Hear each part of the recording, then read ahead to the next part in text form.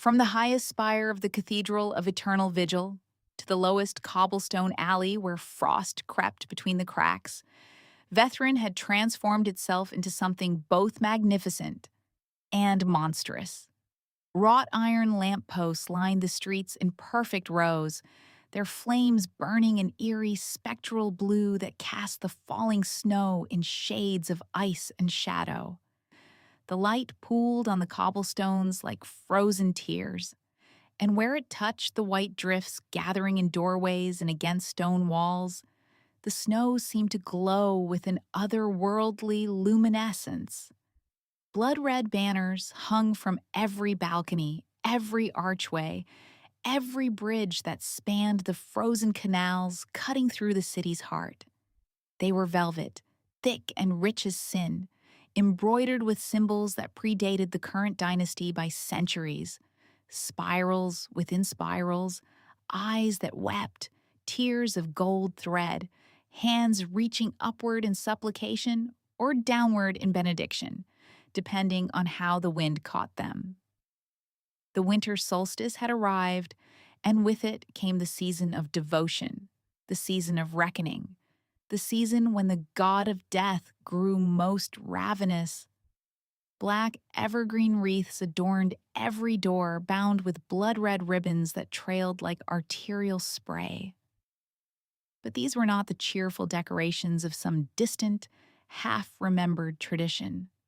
Each wreath was woven through with small bones, finger bones mostly, though some claimed to see the delicate architecture of infant ribs or the hollow chambers of bird skulls. They clattered softly when the wind moved through them, a sound like teeth chattering in the cold, like dice cast by fate itself.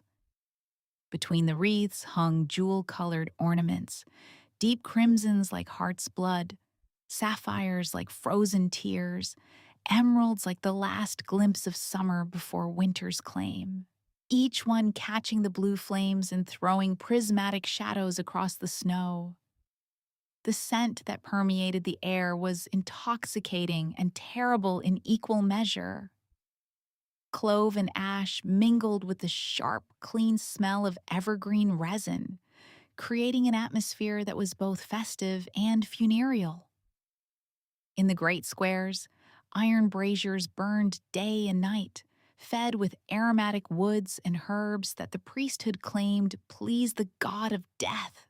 The smoke rose in thick columns toward a sky that had not seen true blue in weeks, only variations of gray and pearl, and, when the light struck it just so, a pale and sickly rose.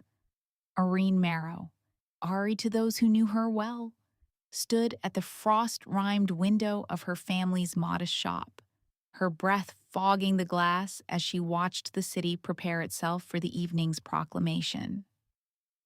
Her fingers traced absent patterns on the cold pane, spirals within spirals, the same pattern that adorned the banners, the same pattern that had been carved into her dreams since childhood. She was 19 years old, unmarried, and possessed of what her mother called a face too sweet for her own good and a will too stubborn for anyone's peace. Her hair was dark as winter nights, falling in waves that she kept pinned back from a face that was winter pale and delicate, with features that might have belonged to a porcelain doll if not for the steel in her gray eyes. Those eyes held a quality that made the devout uncomfortable.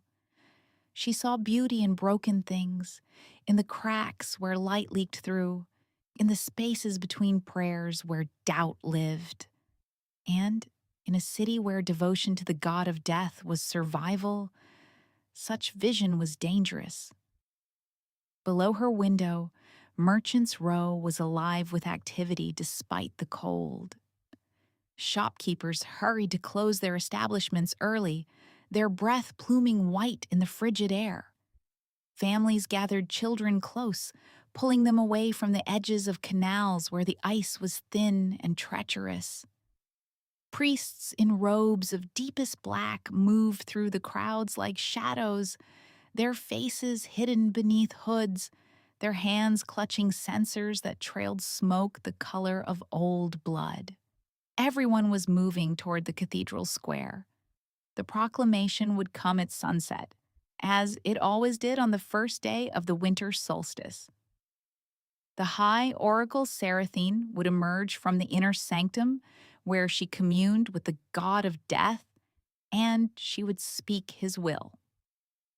Most years, the proclamation was simple: offerings of grain, of wine, of gold, sacrifices of livestock, their blood poured over the altars until the snow around the cathedral ran pink and red.